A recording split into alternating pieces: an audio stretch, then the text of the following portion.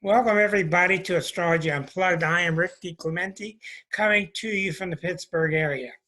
I hope you're all staying cozy, and I never knew that many people in the world had cameras. It's just unbelievable, the new age that we're in. Tonight we're going to do something really interesting, and I'm welcoming our new guests. If you're not used to the show, I'll put this graphic up for you.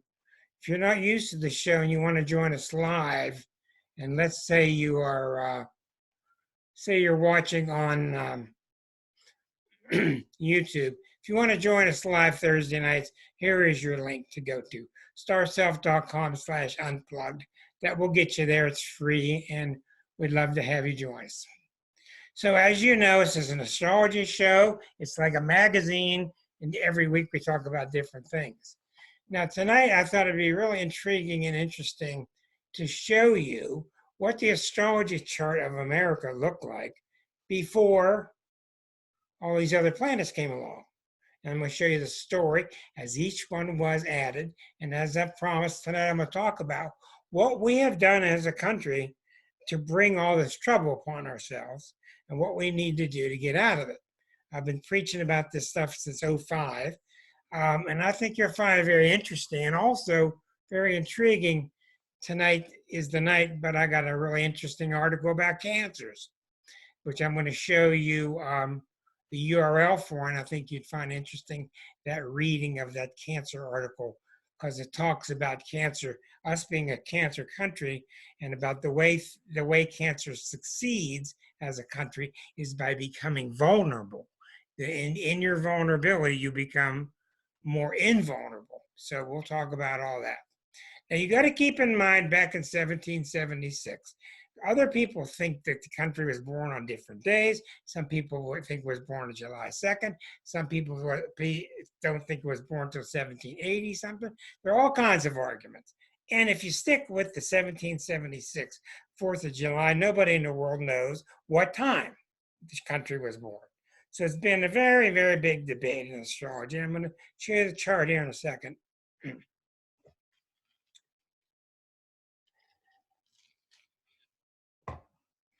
But I have come to use a new chart that was agreed upon by some of the greatest astrologers ever and rectified by some of the greatest astrologers ever. And it really fit really well during Hiroshima. It really fit well during 9/11. And I think that you will find it interesting. Now remember that whether you know it or not, Jefferson and Franklin were both astrologers. And so were other people. They kept it low key. It was a different kind of astrology back then. This is what's called electional astrology, where the astrologer picks the time of birth, picks the time for the event. It's very popular in India because the astrologer comes and lives with your family and picks who your bride's going to be and picks the moment of your birth, of your coming together. I've done a lot of that throughout my life, and I no longer do it anymore. I no longer do electional astrology for medical surgery either, and I have a lot of reasons why I don't do it. I leave it to God because I'm just not that smart, and He sure is. Okay, now, remember, this is the chart that was chosen in 1776 on the 4th of July. It was about 5:30 in the afternoon. And I've been using one for many years where the chart was born at 2 o'clock in the morning. So you got to ask yourself, what made it born? Was it the signing of the Declaration? What was that moment? And if you follow a business or an education or an institution, you will find that many places have multiple birth times. And they're all true. The day I got my first dollar, the day I opened the door to my business, the day I signed a contract for my loan, whatever. It's not like a baby. Even with a baby, you don't know. I'm standing there watching my son being born. Was it the first breath? Was it the umbilical cord? Was it the separation from the mother? What is it? But anyhow, what you find is all these charts hold some truth. And the way you test these charts is through time. You watch as the years go by and planets hit this natal chart and things happen. So what's so intriguing about the USA's chart is you look at it now and it looks nothing like it did back then because we only knew of Jupiter, Saturn. We didn't know any further than Saturn in 1776. So here is the chart. Did I just see Sarah here? That's Sarah. Hi, Sarah. You snuck up on me. I'm glad you're joining us tonight. Here is the USA's chart. And I'm going to show you something about Trump's chart today, which I think is really interesting. And I do believe I'm going to spend next week totally on Trump's chart because it's so imperative, it's so significant. Look at this little chart. Now, you tell me these guys weren't astrologers. They picked the time when the sun was next to Jupiter, next to Venus. They put it in the 7th house. They put Saturn very wisely up in the house that it rules. Saturn in Libra is exalted. So the best place Saturn could be is in Libra and in the 10th house. Now, there's been a lot of arguments about the Jupiter rising chart, and this whole chart rotates every 4 minutes. So every 4 minutes, the whole thing rotates clockwise. Now, the surprises we came up with are unbelievable as the years went by. What's so intriguing about this chart, and the reason I've been using it lately, is because Pluto was here and Saturn was here at 9/11. Pluto, Saturn.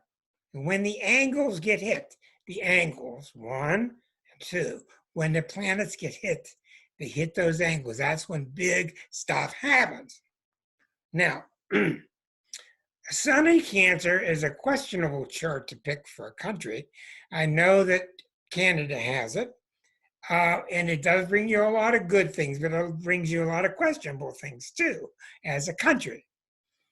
The Sun in Cancer means that you make your family first, you make your citizens first, you're going to do everything you can to protect the homeland.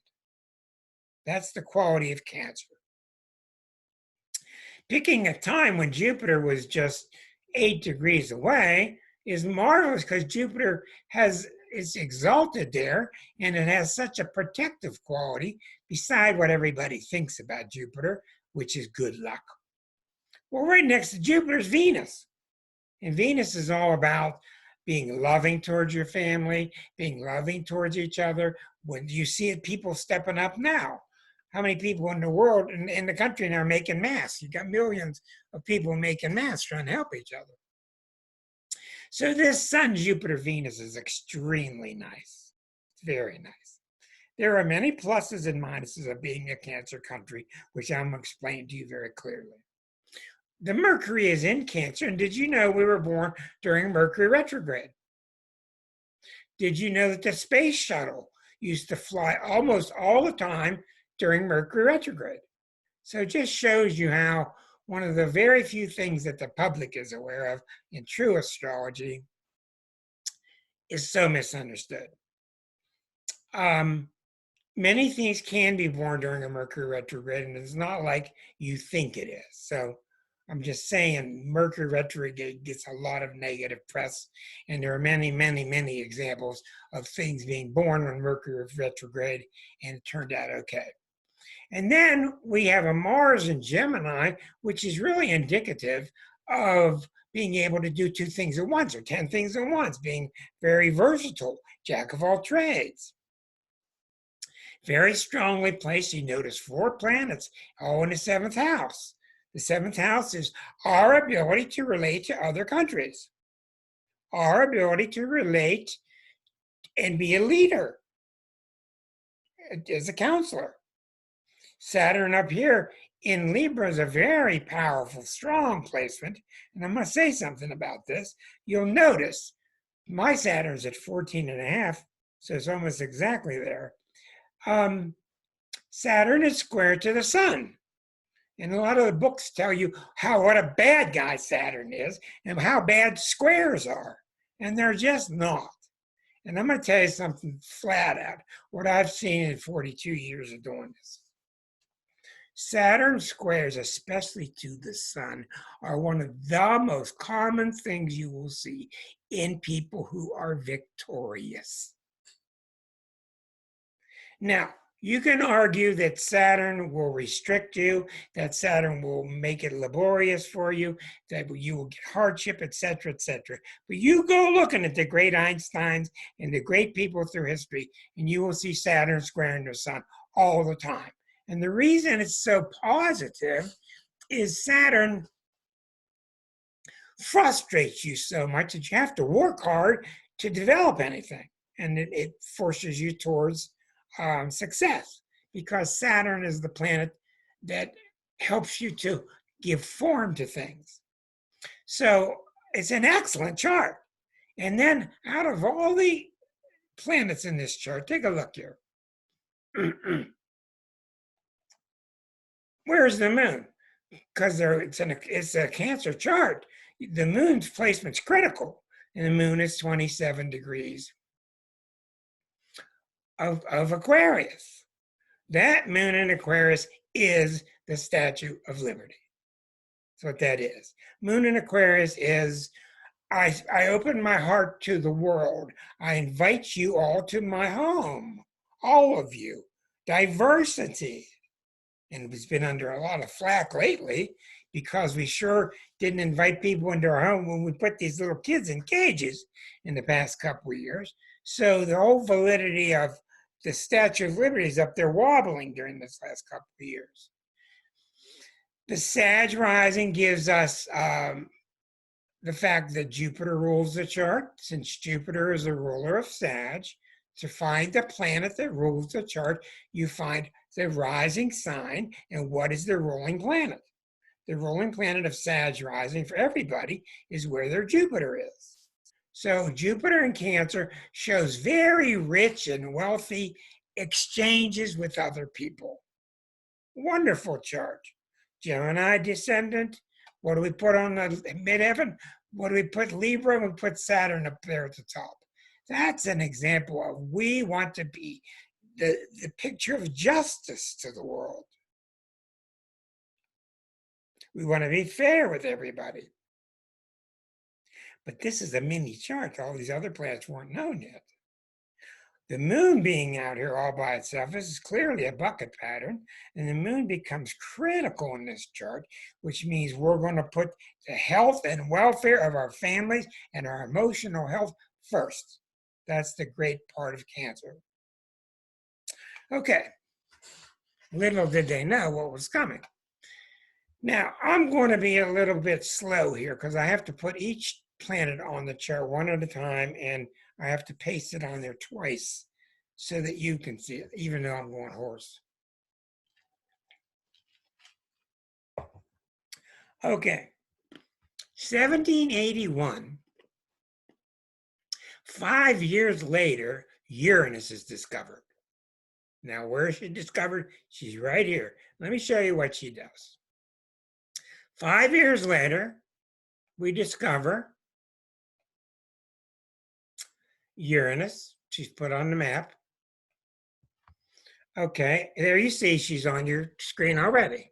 Okay, now boy, did that change everything. And the discovery of Eris in 1781 was the symbol of the Industrial Revolution. And the fact that she's near this angle, she's 5 degrees away. This is really 9 here. She's 4 degrees away. Planets start to affect the next house, in my opinion, when they're 5 degrees away, 4 degrees. So a planet right here is in the 8th and the 9th. A planet right here is in the 1st and the 2nd. So a planet here is in the 6th, but it's also affecting the 7th. Now, the good side of putting Uranus there shows us why we're the leader of technology and high-tech matters, certainly computers.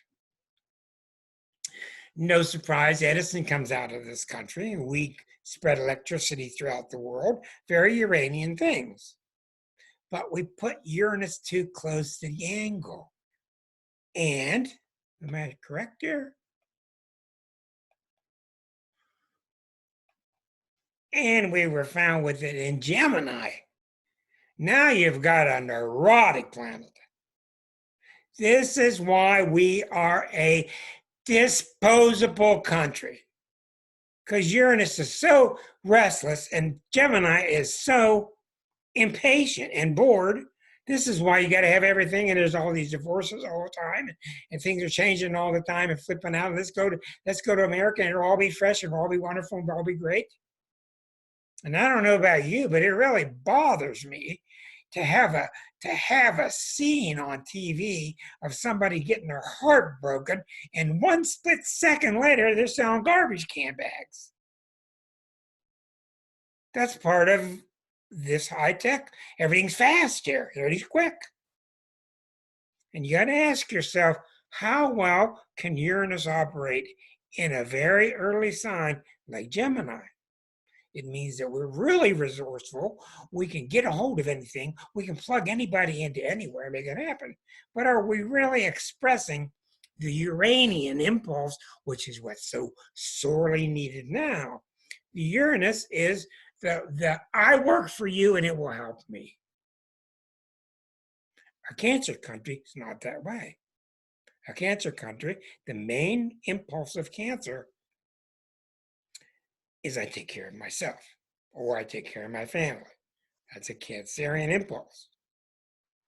So we have to find Uranus operating in a strong way, and we're finding that Uranus is really making the chart really neurotic already. But it's definitely why you see us so high tech and so good for education and we're smart, etc., etc. But is it too much? And remember, we don't know the birth time. If it's a couple more minutes, that Uranus could be closer. We just don't know. Now, the fact that the chart I am using was rectified by Mr. Rudjar, Dane Rudjar, who was probably one of the greatest astrologers. He was Danish, probably one of the greatest astrologers in history.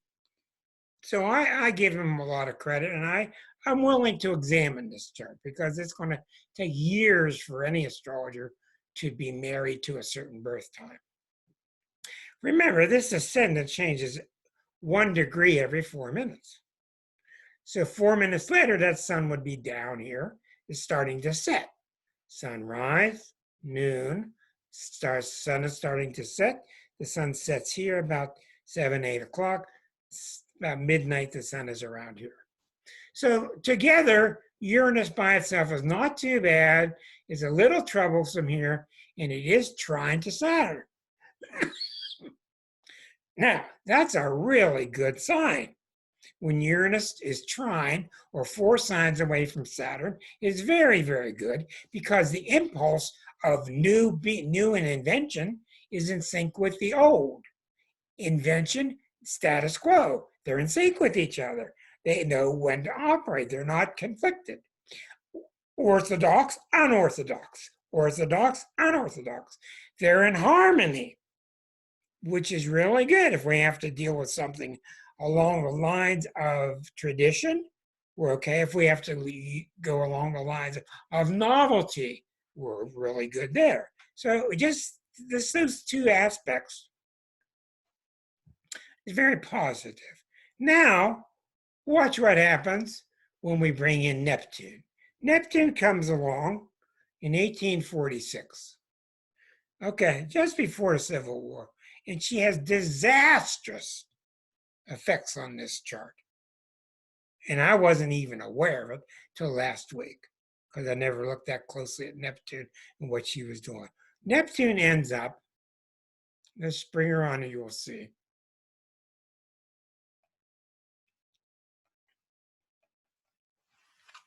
Really troublesome aspect, and we're facing it now. Okay, edit. Neptune, put her on the chart. Select it, share it. And there you see Neptune at the top of the chart, 22 degrees Virgo. Okay, well, Neptune is very nice there in a lot of ways because in the 9th house of philosophy, it brings us a pure connection to God. Neptune is that Christ-like planet.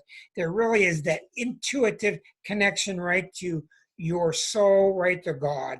So in the house of philosophy, it's a wonderful thing. It helps the chart become non-ego-centered, leans us towards using our power properly, and it's in a very humble sign of Virgo. So that's a very nice thing to have.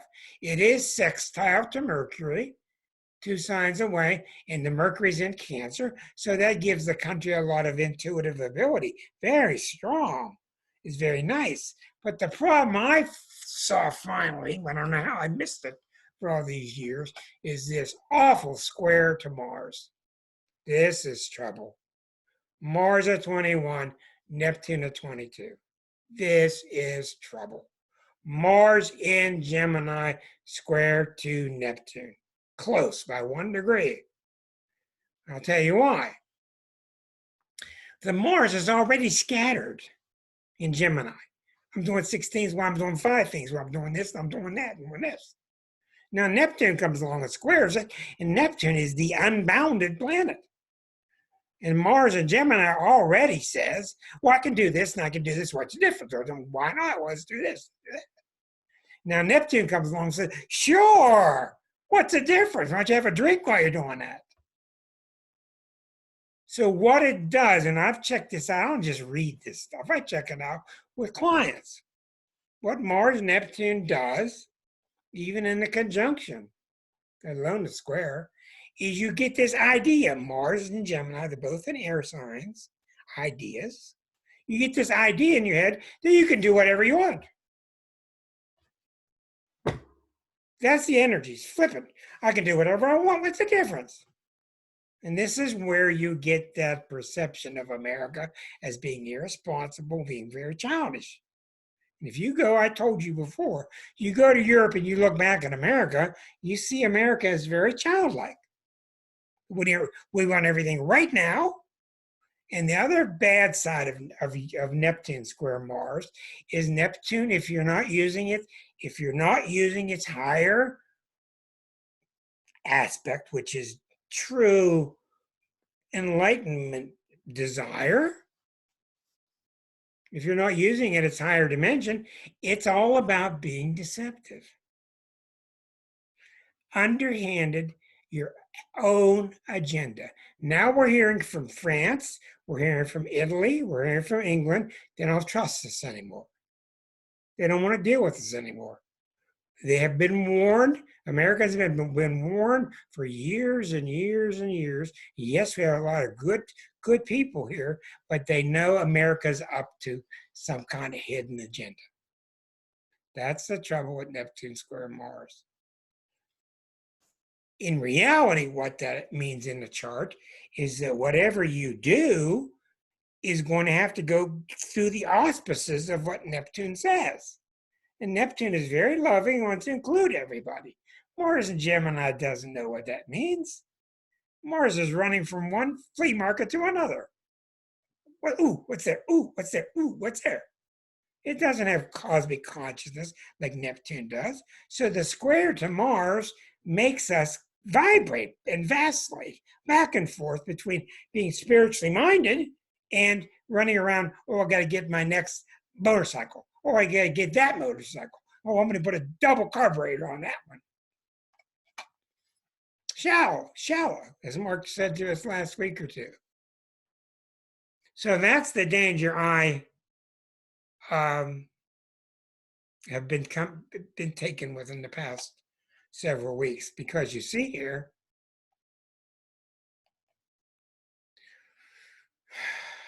where's Neptune now? Neptune's at 20 right here. Now, today, Neptune is here up, but it's starting to oppose Neptune.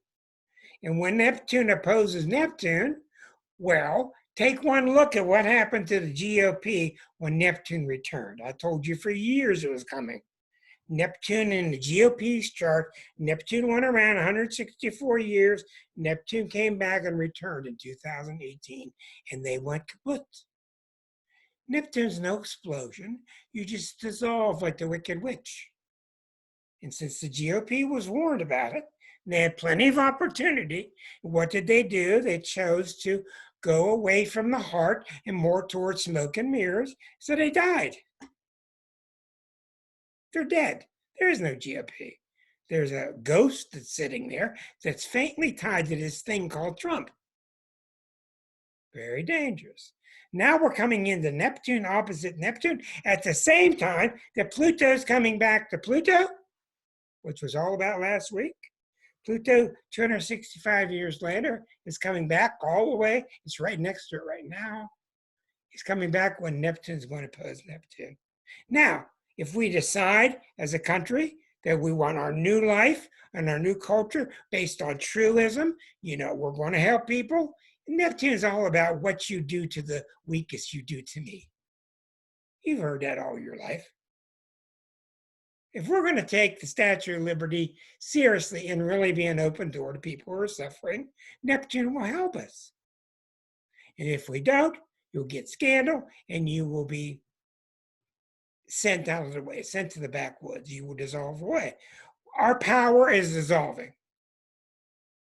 It's not because the power chose to, it's because we have not used our power correctly.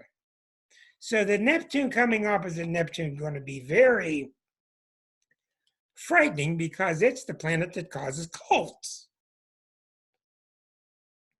What I see the new meme said today, well, you drank the Kool-Aid in 16, you can drink the, what is it? You drink the Lysol in 20.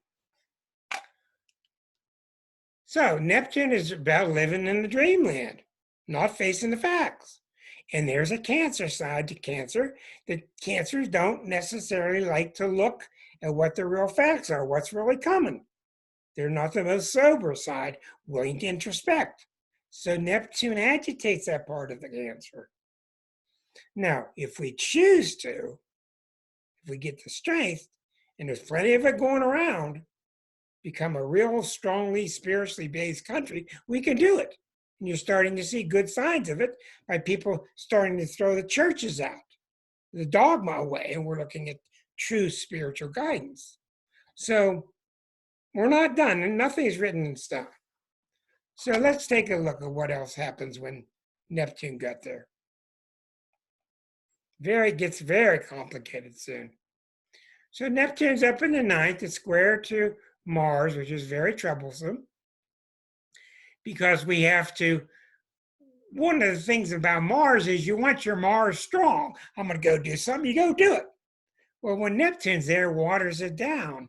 And the reason why is because Mars is stopping itself all the time to wonder whether its actions are spiritual enough. So I have to talk a lot to my clients that have Mars messed up with Neptune because anything they do, they start to feel like it's selfish. And I have to talk them into, do what you want to do. It's not selfish. It's okay. Your real nature is a good person. Go do it. But this is troublesome because the main reason is just too close. 1 degree, 21, 22. Okay, now, hoop de Louis, we're going to put a new one on. 1930, called Pluto. I don't think I've ever used hoop de Louis before. I have to remember that. Okay, 1930. You all see Pluto? You all see Pluto? Good. 1930. Here comes Hitler. Here comes the Great Depression. When Pluto comes, it was symbolic that the human mind, remember, Pluto was seen for the whole world, because it wasn't just us. Pluto was a prerequisite for the Twilight Zone. We were now able and ready to look at the unconscious mind. We didn't know what an unconscious was before this, but look what Pluto did. Hello, Pluto comes up opposite Mercury. Now this Mercury, which was in the 8th house, which is good for being explorative, probing into the depths, deep psychology. Pluto makes it even 10 times deeper.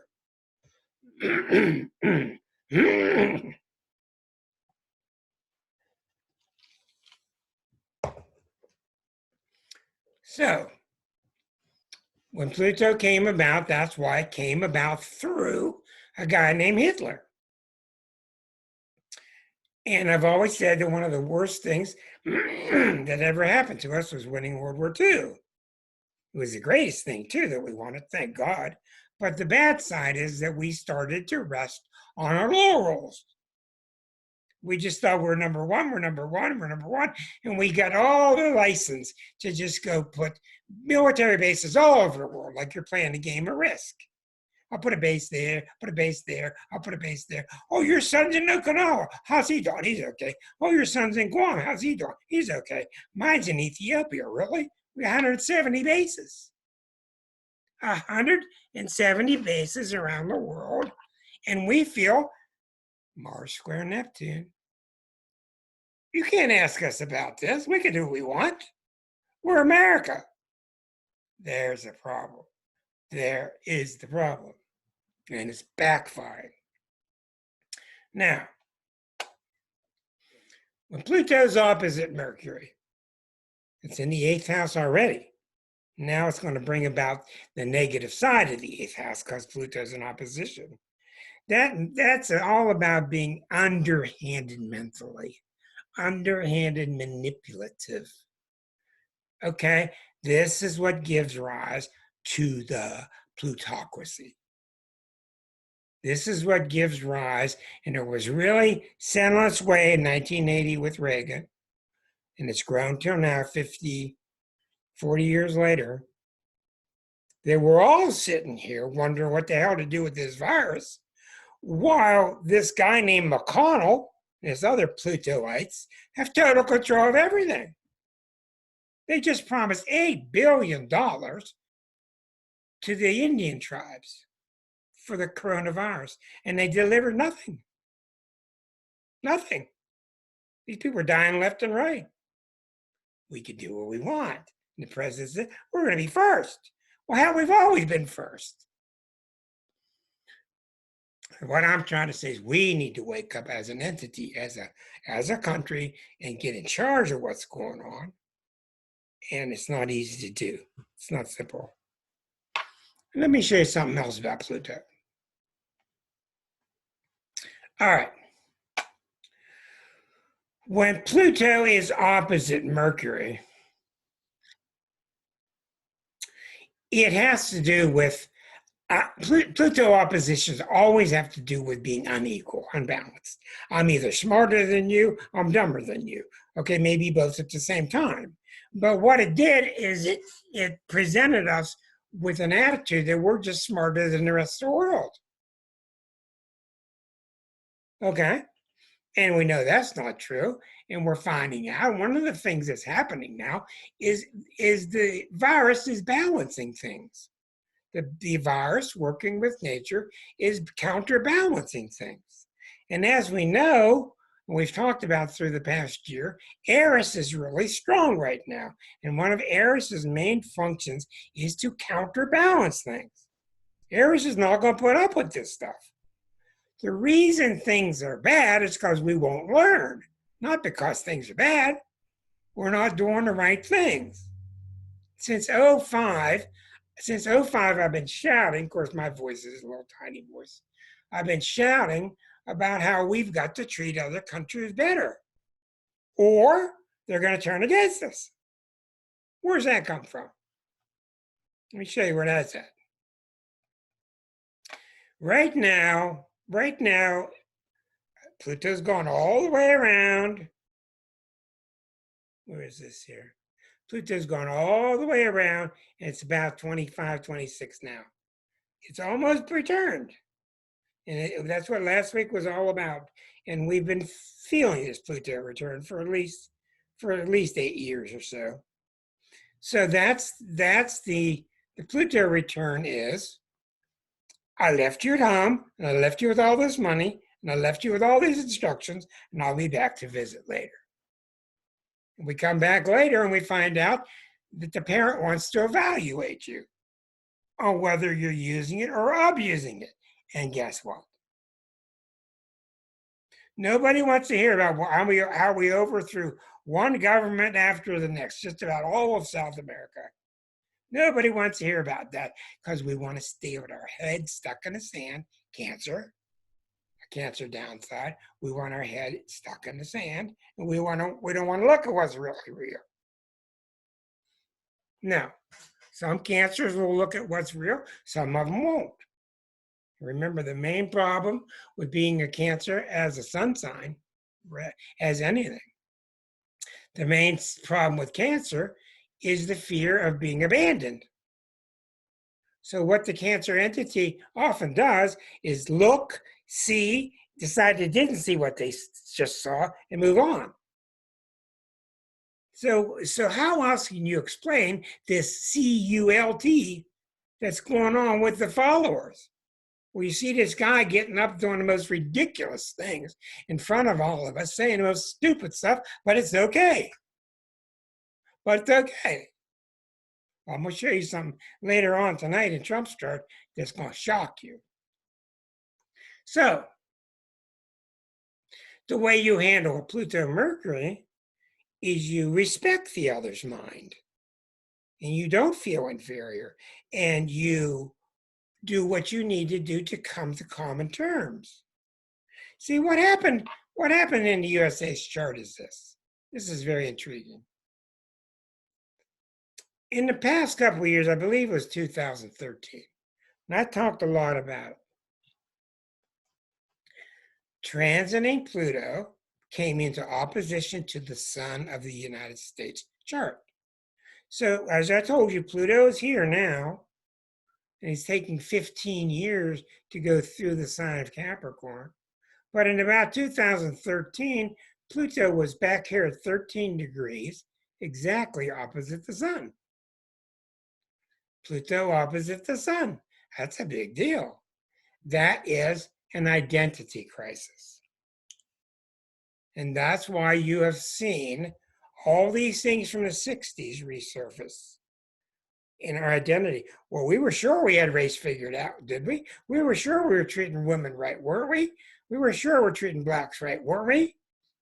And we saw all these failures. We got all these F report cards on all this stuff that we thought we had settled, and we started to see we hadn't settled them at all. And what have you seen since 08? What? Corruption, corruption, corruption, corruption everywhere. So when Pluto opposed the United States Sun, one of the things you can do in astrology is, I got to do this backward on my screen. You can put the Sun on the ascendant, and you put Pluto over here. This is one way you can enhance your ability to translate. So when the Sun gets hit by Pluto, remember, Pluto is all about, where's your courage? I'm going to show you naked. I'm going to show you as you really are. But one of the things Pluto does is it's coming to you from the solar 7th house when it's opposite. All oppositions have to do with the 7th house.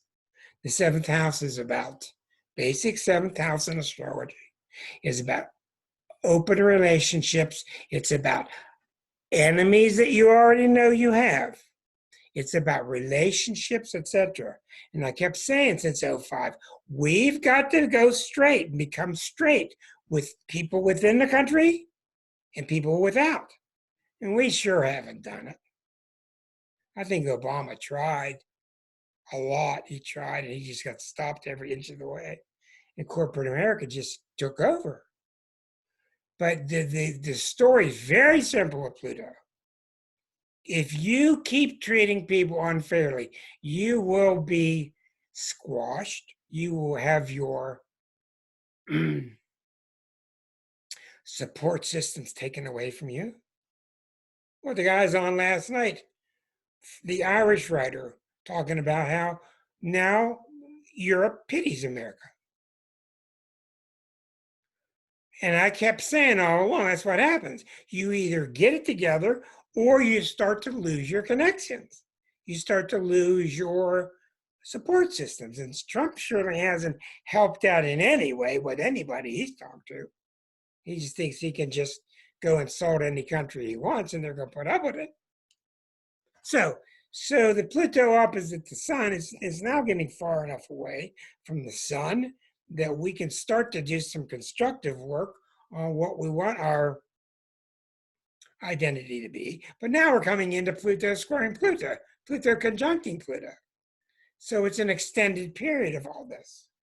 So with Pluto, it's very simple. You either dig in and you throw your junk out and you introspect and you look inside honestly and you say, this has got to go. I was a bum, I screwed up, whatever, I did this right, but I'm looking honestly at myself. I'm looking in the mirror. That's the whole story. I'm looking in the mirror, I'm learning, and I'm taking a lump, taking it on, and own it, and then you grow from there. Because Pluto's all about courage. And if we really look, what Pluto is doing to us now, and this is the basis of all Pluto transits, Pluto's trying to show us that we do have the strength, that we do have the courage. Look at these nurses and doctors, what they're doing in these hospitals. It just rips your heart out. So we're seeing a lot of the positive come, but my problem has been all along, there's so much happening at the same time. How can the patient survive? We have discovered so much turmoil and so much corruption since 08 when Pluto went into Capricorn, that how much more can you fuss with the patient who's already been cut open 9 times? So that's the tough part. The fact that we're having discussions like this is very good. And you couldn't have these discussions 10 years ago. I wanted to tell people 15 years ago that the USA was coming down to its last leg. I couldn't say it out loud. People weren't ready. They just weren't. People are collectively now getting sharper. They're getting smarter. It's starting to happen. We got 2 more planets. Now, so along comes 1930 and we get Pluto. Pluto makes a wonderful trine to Neptune. Very powerful to have your 2 most powerful planets in the zodiac trine to each other. This is really wonderful. This helps us when there are really massive earthquakes and mankind really shakes at its real depths. This gives us a great ability to withstand it. This is not to be blinked at. This is heavy duty, strong, good stuff. So then 1977 comes along. You'll notice we got 1 planet in the 1800s. We got 1 planet in the 1900s. We've now got 2 planets in the 20th century. This is because the human psyche was becoming more able to introduce those elements to the psyche. 1977, Chiron comes on. Let's get that one on here. Here's Chiron. Okay, here's Chiron in Aries. 20 degrees. Now you see how the chart's becoming more and more complex now. It was very simple when we started. Chiron at 20 Aries is opposite to Saturn at 14. Chiron is 2 sides to Chiron. One side of it represents your wounded healer. Where's your wound? How is it to be healed? And the other side represents us as a directive, us as a destiny, our hero's journey. So where do we find it? This gung-ho this gung-ho Chiron is right opposite Saturn. Now, that's got good and bad, but look what it does. It now is 20, and this is 14. It now forms a T-square to the sun. The sun was just sitting here with a simple square to Saturn, but now we got this opposition constantly fighting, and it sends its excess energy towards the sun. and towards Mercury. So now there's more and more pressure on our sun. And what does Chiron do in the fourth house? What does Chiron do in the fourth house? Okay. What Chiron does, it's a marvelous planet. It's not even a planet, it's a centaur. It's out beyond between Saturn and Uranus. It's not as big as a planet, but it sure acts like one, and astrologers have definitely adopted it. Chiron represents what your wound is. And on almost all the wound in Aries means that I'm never given the attention I need as an individual. So you could say that that Chiron coming on in 1977 brought us a sensitivity that we're not getting noticed enough. And being opposite Saturn, it's got a tendency also opposite Saturn to be feeling insecure. So we definitely noticed that's where the danger came from World War II. Because when we were victorious, we came out of the war thinking that, hey, we're just fine with everything. So we weren't looking at this part of us that felt insecure. Everything was just fine. Everything was just fine. Everything's always fine. We're America. USA, USA. Well, what that means is we weren't really looking. We were really looking as our weak sides progressed, as we kept quiet while other corrupt institutions kept evolving. We kept quiet about what was happening at Harvard. We kept quiet about what was happening in the Catholic Church. We kept quiet what's happening at City Hall, what's happening at Penn State, what's happening in Rome, what's happening everywhere. You kept quiet. Why? And this is the dark side of Cancer. Why? Because my family's okay. I'm okay. My family's okay. I'm okay. And this is what screwed us left and right. If you'll take a look, this is one of the weak sides of Cancer. We have had so many disastrous elections because we've picked the person who seems strong.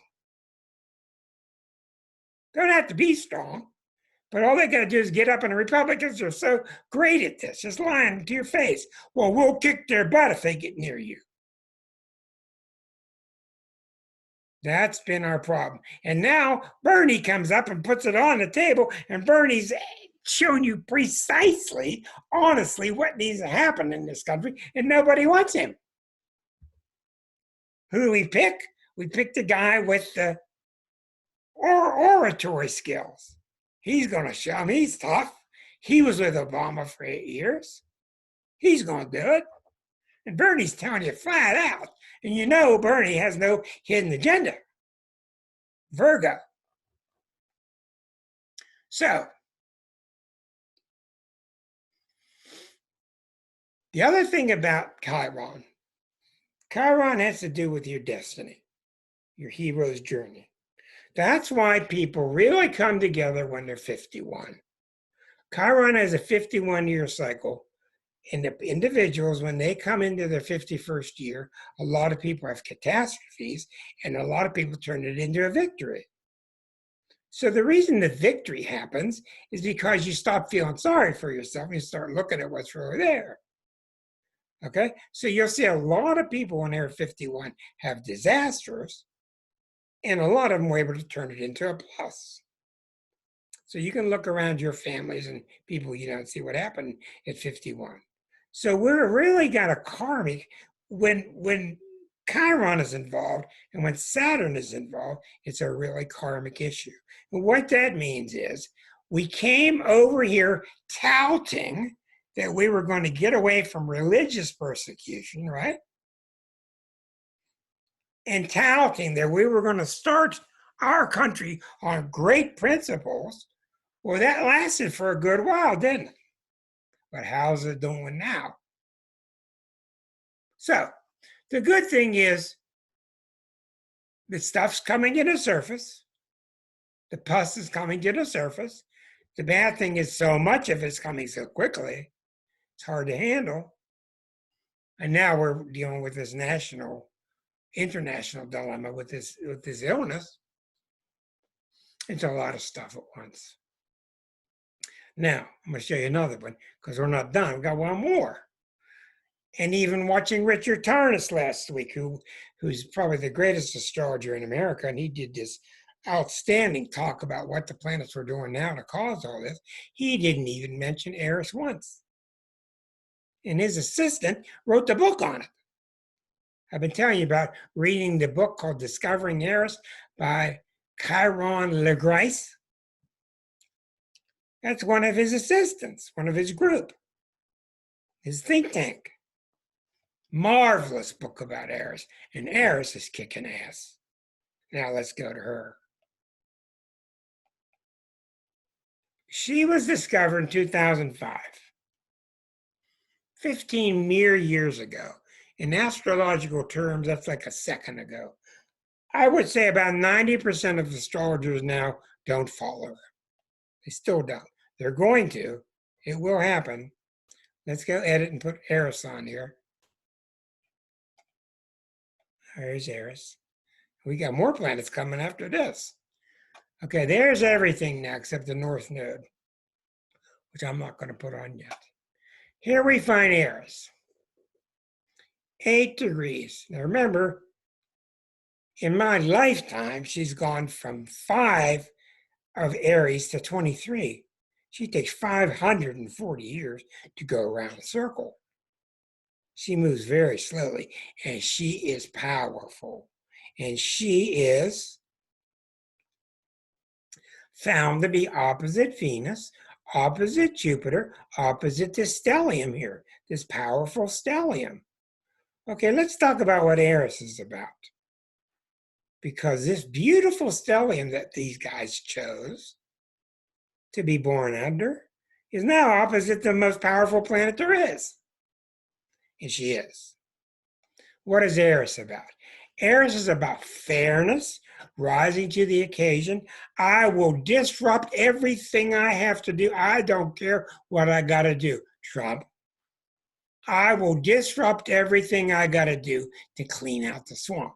In his mind, in his followers, he thinks he's cleaning the swamp, but they don't know he brought an ultra swamp with him. So all of this, none of this is technical. Astrology sounds complicated, but it's really not. Astrology is about what do you got to do to get your heart pure? What do you have to do to purify your heart and live with people next to you with a purified heart? Then we all get along. It's all basic 101 Jesus stuff. And what Eris is doing, look what's happened since 05. Look what's happened. 06, Pluto gets demoted. She's all about, I don't care how you got to the top, you didn't deserve it, I'm going to bring you down. And she don't care about playing fair. She's all about fairness because she's all about, I will play as unfair as I have to bring about fairness. Okay, so what's going on now is this, and this is why I was astounded last week when, and I've talked to you about this before, I was so astounded when Tarnas spoke for 90 minutes and didn't bring up her name. Well, the reason why is Pluto and Saturn have been together right here recently, and Eris has been out here 23. One's at 23, the other one's at 23. They're squaring each other. If I could show you the planets as they are right now.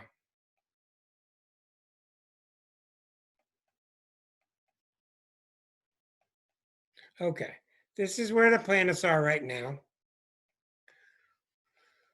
Okay, so you see, here's Pluto now at 24, and here's Eris at 24. They're squaring each other.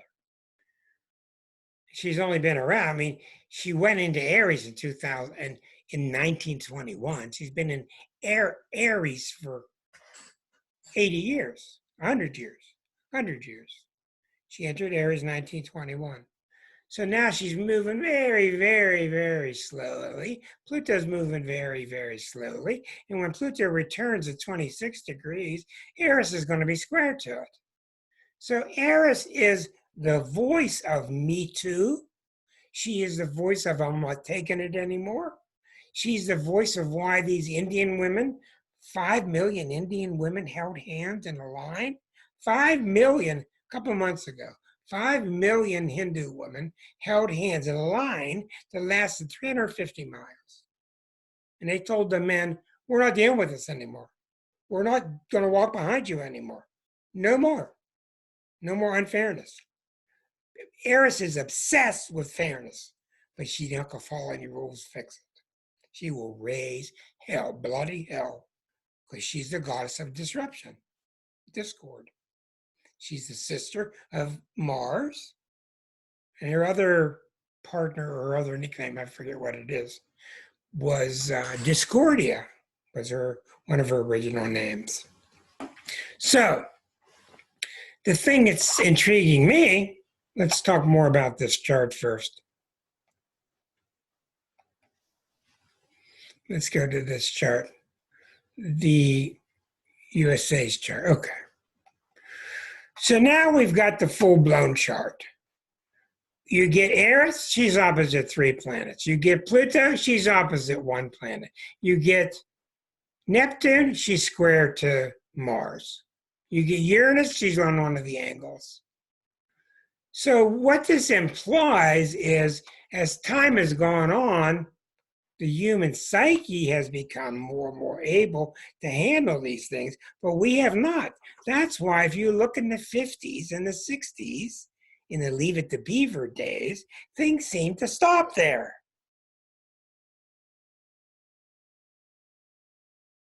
Go walk around Scandinavia for a while. Talk to people in Europe sitting at the cafes. See how interesting and how seriously they take their governments and philosophy. I bet you go to 100 people in America and they don't even know what DC stands for. I'll bet you. And then they laugh.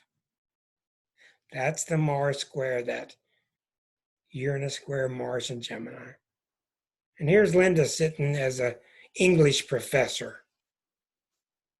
God lover. Let me put you on here, Linda. One of my favorite Libras. Here I'm putting on an English professor out of Pittsburgh. And I've seen shows on TV where people could not find the United States on the globe. And yeah, you know, it's bad. What I it's think bad. is I think in the 50s and 60s, we got to our max. All this psychic stuff, you see, when the mind opens up to the collective, your planets have to be able to support it. And take a look at the USA's chart. Okay? Sun in the 4th sign, Mercury in the 4th sign, Venus in the 4th sign, Mars in the 3rd sign. These are very young planets. They can't function with these outer energies that are coming. They can't handle it. So it looks to me, as an objective astrologer, it looks to me like what's happening is we're going to be replaced. Well, I'll say something about that I think might be true, and it might connect to the problem of cults and conspiracy theories. Because in this country, people find it easier to believe in nonsense and conspiracy theories than to do the actual work of learning something. I mean, it's astonishing, and and it's why I think that I'm not wasted in the classroom, because it's not about teaching English. It's just beating the hammer of against ignorance. I mean, please stop being ignorant. Read a book.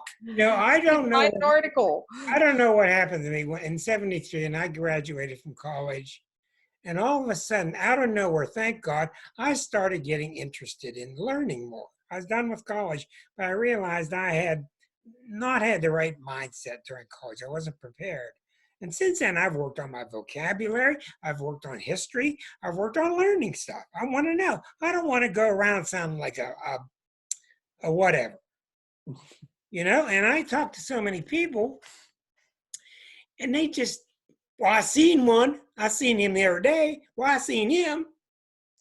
What do you sound like? Does it matter to you? So the whole point is, how do we deal with this? I mean, one answer is to disincorporate. To say the USA is no longer here and to reincorporate. But you know, that's not going to ever happen because we could reincorporate with a better chart. But you see, you can't do those things in astrology. You can't fool God. This is why I don't do electional astrology anymore, because what's going to happen is what's going to happen. And we're going to really be seeing right now, we're getting our mettle tested. What's going to happen when people run out of food? What are they going to do? Why are they running to the gun shop? What's going to happen? We're seeing a lot of heroic stuff. It's wonderful. But a lot of it has to do with what are we going to do with Hannity and what are we going to do with the GOP? Because they're controlling the world now with their lies and their programming. What are we going to do? Are people telling you what they think, or are they telling you what Hannity told them last night? I don't know about you, but if you put on Fox for about 5 minutes, you'll have your fill. Let me show you one more thing, Linda. You'll be amazed by this. And this really, I see your kitty there. Oh, she loves you. The minute she hears you on the computer, she never leaves. She's up here, she's down here, she tries to get to the screen. I just have that effect on all the cats. I know. She's a tuxedo cat. Okay. Just like mine. Okay, watch this. This really, other astrologers have been telling me about this, and for some reason I wasn't taking it seriously, but I am now. Look at this. Here's Donald Trump's chart. And I got to repaint it. And this is rectified. In other words, Donald Trump's chart, we don't know the exact time. It's 10:10, almost 10:11 in the morning. But almost every astrologer you talk to, Mars is in this area. So we got it pretty close, all right? It's not that big of a deal. But look at this moon by itself, okay? Look at this moon all by itself, opposite the sun. Born during a full moon. Neptune is right here. Neptune is right here at 20. Neptune is squaring the moon. Now, that's why you drink Lysol when you're under a Neptune square Neptune. Maybe we could drink Lysol. We'd all be fine. Neptune rules liquids. It rules poisons. Neptune's going to go back and forth, squaring his moon and his sun. Now, that's really bad news to somebody who's so absolutely non-Neptunian. Remember, a Neptunian person is like the Dalai Lama. Beautiful, peaceful. His heart is merged with everybody. I warned you in 2015, you're going to go on a spiritual trip or you're going to go on a cult. Which one? I made a video. You saw what happened. So we're really at that battle stage now, and this could be very encouraging, but we're going to see this is no time. You know, people just keep comparing him to normal people. It's never going to happen. The guy's not normal. Whatever, God bless him. But his chart represents the whole country, and it represents the whole world. His chart is under a Neptune square Neptune, which is all about let's hide, let's riot if they close the liquor stores. Let's go live in our closets, go live in the castles in the sky. Okay, the other side of Neptune square Neptune is marvelous. Let's go to India. Let's drop every damn thing we ever had. Let's discard the ego. Let's give our lives to God. He's not going to do that. Okay, so we need to get him out of the way so that we can absorb that energy, because you can see a lot of Americans are ready for this energy. There are a lot of wonderful things happening. So like Mark and I've talked about before, you've really got the seesaw going on. This is a discussion from 6 years ago. You got the spiritual growth going on, you got all the decay. Okay, the decay weighs more, and which one's going to win? Which one's going to win? I don't know about you, but I really don't want his finger near a nuclear button. I don't. So, what's the long and the short of it? I showed you how the United States functions. I'm going to show you an article that I wrote, and it behooves you to, is this it? No, that's not it. Okay. You may want to write this down. This article is called, Vulnerability. Starself.com, if you want to go read it or download it, go to starself.com/articles, plural, starself.com/articles/vulnerability. And I'll tell you why. /articles/vulnerability. All right.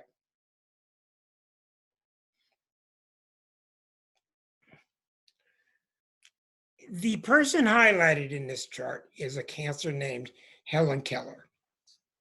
And Helen Keller was blind and she was deaf. Thank you, Mark. Mark is my super looker-upper. For those of you on YouTube, you can go to starself.com/articles/vulnerability. She said to us, one of the things that this woman who was blind and couldn't hear, listen to what she said.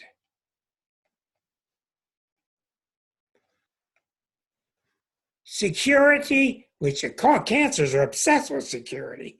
Security is mostly a superstition. It does not exist in nature, nor do the children of men as a whole experience it. Avoiding danger is no safer in the long run than outright exposure. Life is either a daring adventure or it's nothing. An incredible statement. Well, the whole point is the article shows how when you get defensive and you close down, such as are the instincts of Trump's people. I told you, almost every Trump follower has one of two energies. Almost everyone I've looked at. They have a Capricorn, Saturnian energy that's very strong, or they have a strong Cancer moon. Because those energies, the Cancer Capricorn axis, is all about safety, retreating back to the way things used to be because it was safe back then, and let's be very conservative. Now, not all cancers are that way. Some cancers are very advanced and wonderful and super powerful. It all depends on the whole chart. But that article is really good because it talks about how when you start to become vulnerable is when you're going to be safe. And we think the opposite way. And it's definitely the problem with the country. And I really recommend this article because if you start to become too defensive, then anything that happens around you, look at Trump now. Anything that anybody says is an attack. Anything. What you have for breakfast today? Oh, you're a terrible reporter. I like that smile on your face. Oh, you're from that fake news.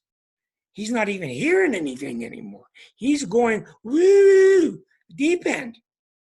And if you want to go deep end, Neptune square Neptune is the time to go. And I'll tell you right now, he ain't coming back. But what does it say about the country that keeps putting up with it? What does it say about the power of our Constitution that we can't get rid of it? So what do we need to do? It's very simple. We need to start taking an honest look at ourselves, which is happening more and more. We need to start treating each other in the country better, including the American Indians who were here first. Then we need to start considering how we're treating these other people in other countries. I don't know about you, I really don't, but I consider this election coming 50-50 with all the tricks that are being played. I really don't know. I hope to God it's not Trump, but that's what I'm seeing. So I'm done babbling. I'd like to hear from Linda and I'd like to hear from the rest of you. If you would like, just raise your hand, comments, questions. But I think you got the idea that as time went on, the United States chart became more and more complex, and the party was over. The party was there. Come in, take all the land you want. Get your Philadelphia lawyer, mark that tree with an X, and it's yours. That's how it happened. And squat on that land. Linda, what do you think? What are your, let me unmute you. I want to know, Linda. I'm trying to unmute you. Stop. Let me do it. Okay. What is it like talking to your students? I know you teach in a college. I won't mention. What's it like talking to your students these days? Well, it's better than it was 2 years ago, because it used to be that I almost never heard kids talk about politics at all. It was like it didn't happen. Really? They were not in large ways not interested in it, and you and I are the same age, so we grew up in the Vietnam War, and so our college years were full of politics. They weren't. Yes. They weren't. We weren't concerned with other things. That was like getting drafted and what was going on with the war and the fight for abortion rights and 75 other things were on our agenda. But these kids just have, even after 9/11, we were all very shaken by it, but it's like they were like this. They weren't looking at it. But in the last 2 years, I've heard more and more kids talking about, and a lot of it is just, Trump has to go. Because what they're seeing is that if the country doesn't change, they have no future. Oh, exactly. So I think that some of them are starting to actually get that. And it's not like you can tell it to them, because one of the things that people don't understand about teaching is you never tell anybody anything, because it's like what you were saying about the planets. When we look at the chart where the USA was born, it was what the consciousness of the time could handle. Yeah. And then we get these other planets come in as we're ready to do it. Well, that's why changing and disincorporating and reincorporating isn't going to work, because in 50 years there's going to be another new thing. May I add that in 2005 we got 80 new planets. Well, that's right. We're barely dealing with one of them. And we're being, we're on the verge. I don't think it was an accident that Harry Reid released those military photos of the UFOs this week. He just said, like, here they are. We know there's something out there that we don't understand. And it just was a blip on the radar. Nobody paid attention to it, but it was, it caught my attention, because it seems to me that what we don't know, and the virus replicates that. The things that we don't know. As I kept saying for months, that I really saw no hope for the human race unless we had an intervention, but I really didn't know it was going to be a virus. And the Holy Spirit is just so intelligent. And the virus is look what it's causing. Go ahead, dear. It's perfect because we don't understand it. Right. It's not even that we're not immune to it. It's that, like today they were talking about, we thought it was respiratory, but now it looks like it's the blood. It attacks everything. It attacks our very essence. Did you say it's in the blood? Well, they were saying today that, they had to stop treating it as a respiratory virus because they were killing people.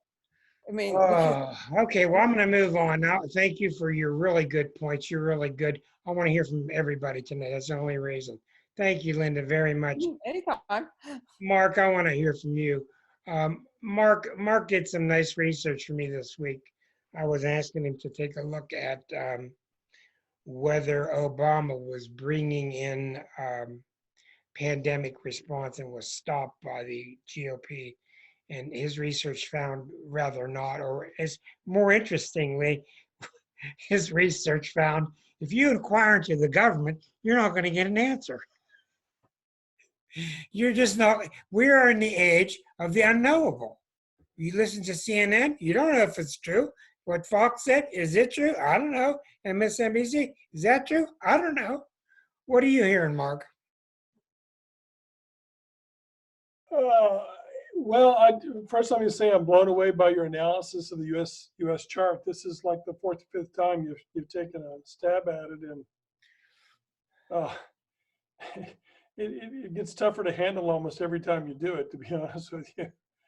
Um, you made the comment about, Leave It to Beaver. You made the comment about since Reagan, and in my lifetime, so I'm about the same age roughly, and I've just seen the country go further and further away from any curiosity, into any intellectualism, any honesty about anything. Yeah, yeah.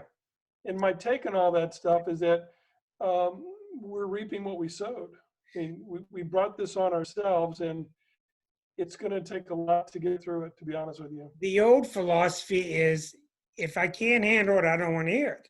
Where we have to get to is we have to hear all that's true. We have to. Thank you, Mark. Really good. Hey, Marcia, you guess who's on with us? You know who's here? I do. I see. So you're on with Anita both. It's wonderful. Two old friends. Marcia, what's on your mind? How's New York? I was in New York today. I drove in to take food to my brothers and to visit my sister briefly. I hadn't seen her in 2 months, but there was such a feeling of unity. Really? Yes. Everybody had a mask on. Wonderful. Everybody was doing what they're supposed to do.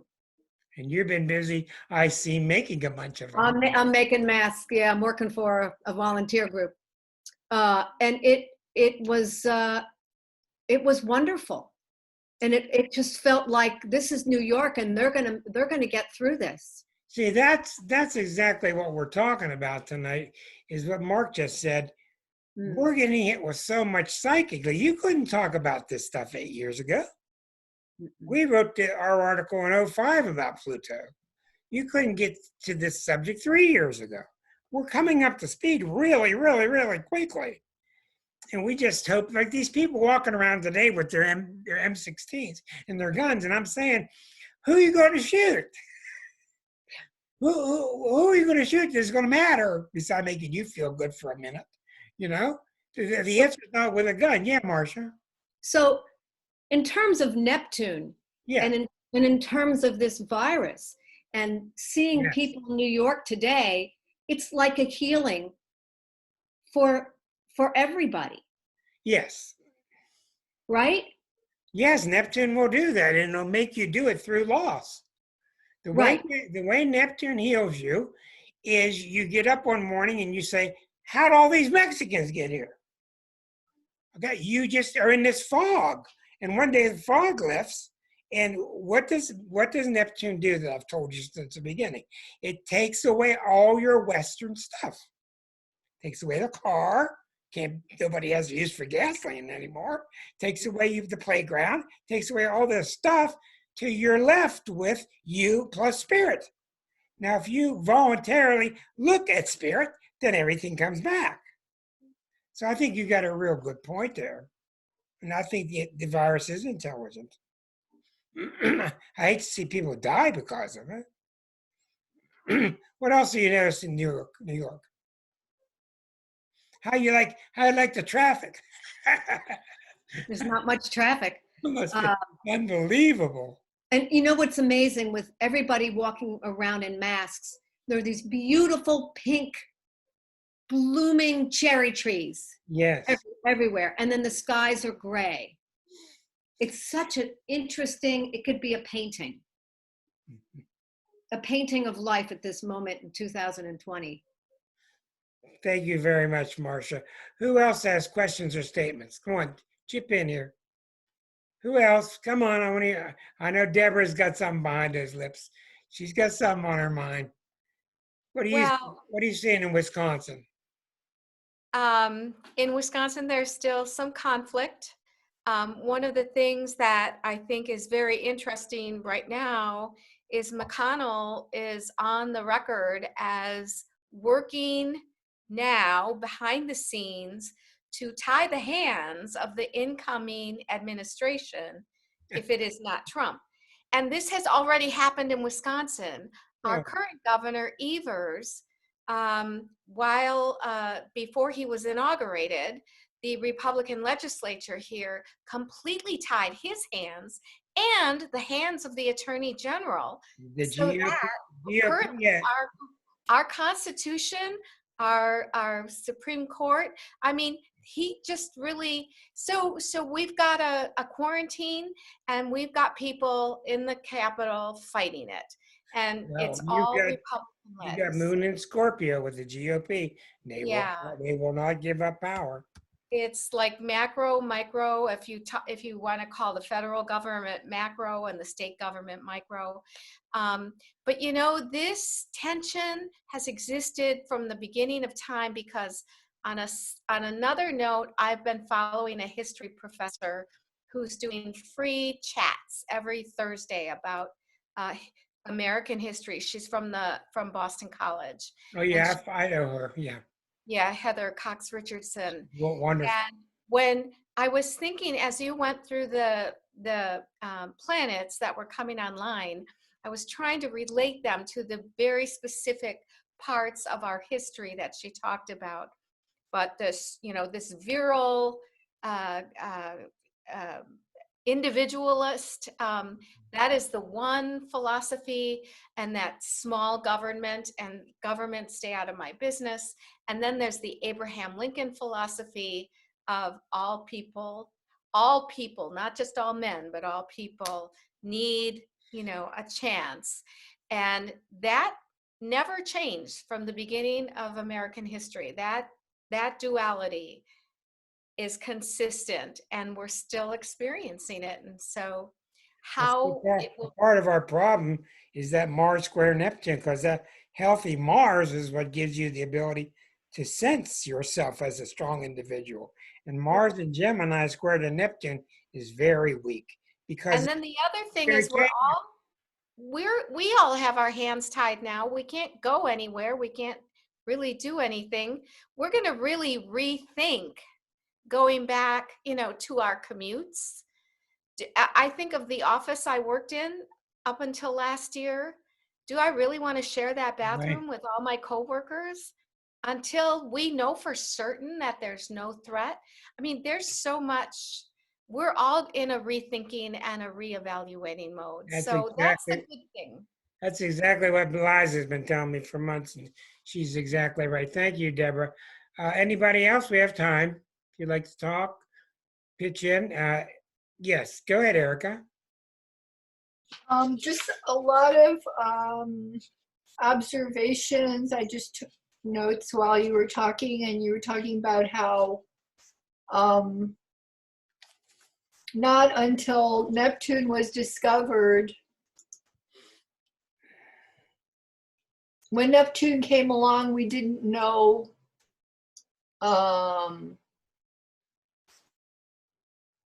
we didn't understand the whole Neptunian thing, but the indigenous people always did, and they still do. They did, but Neptune brought us Thoreau and Emerson, etc.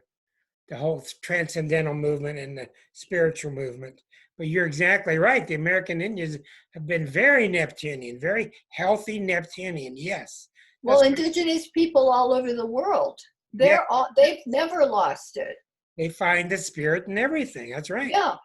That's and exactly what that is. Another point was about after World War II, how we started having all these bases. Well, what I learned was that because we came in like the big,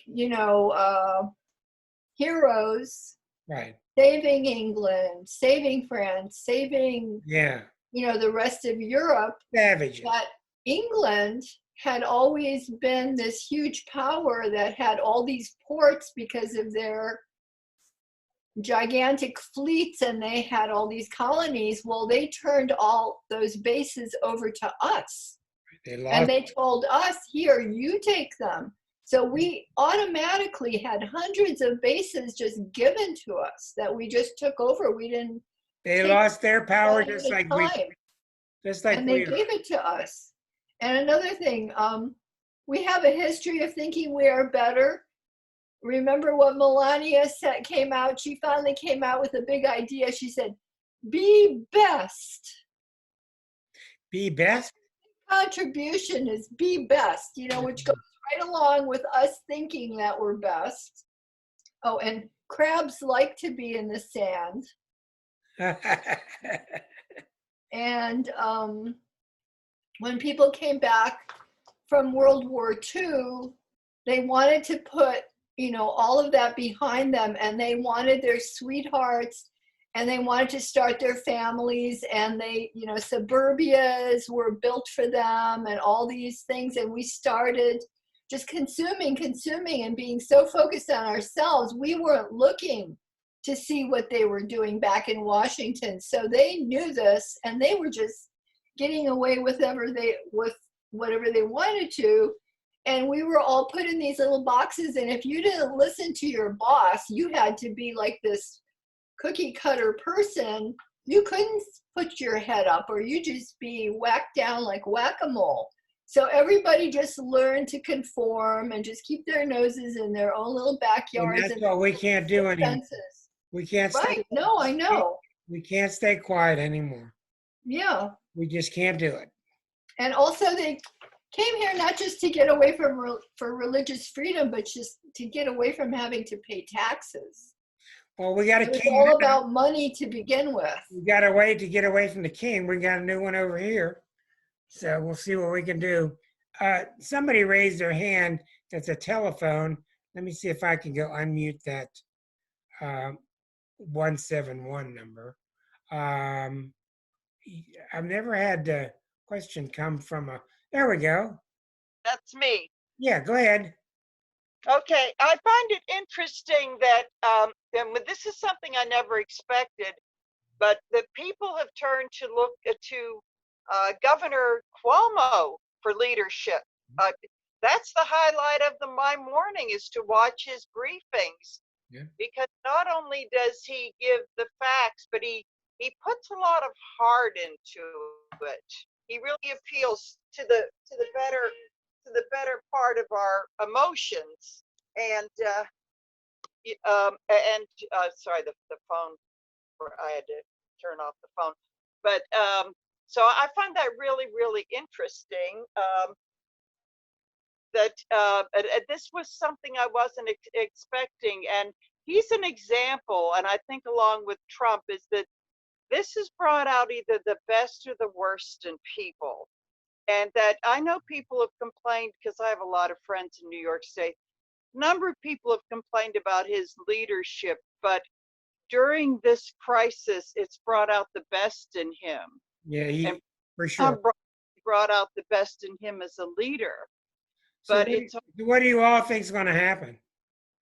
Pardon me? What does everybody think is going to happen in the next couple of months? Whoa, that's, every psychic says, don't even ask me, because this whole thing came, we knew something was going to happen, but this really kind of blindsided us, because I think I was in a little bit of denial. I was about ready to go to Europe and this and that. I knew it was coming. I just didn't know exactly what it was. Right, and I didn't know it would be serious. But it was off the charts serious to me. But you know what, Rick? I'd love for you to look at where the chart was in 1918, because I'm a big history buff, and I've been really looking at the parallels and how Eris was together with that Chiron. Exactly. Eris and Chiron, same degree. Really? Let's wrap things up here. Thank you so much. Okay. Well, let's wrap things up for the evening. What it comes down to is, it's here. It's big. We know what we got to do, but as I end every show telling you, we got to speak out. We got to speak out. We don't have to be rude, but we need to speak out. When we hear people talking nonsense, we have to just turn away or whatever. We're going to change the subject. Thank you all for being with me tonight. Thank you, YouTubers. Good to have you. Good luck to everybody. Stay safe, stay secure, Don't listen to a lot of this stuff. No more than 5 minutes of news a day. Be careful and, hang out with your loved ones if you can. Blessings. I'll see you next week.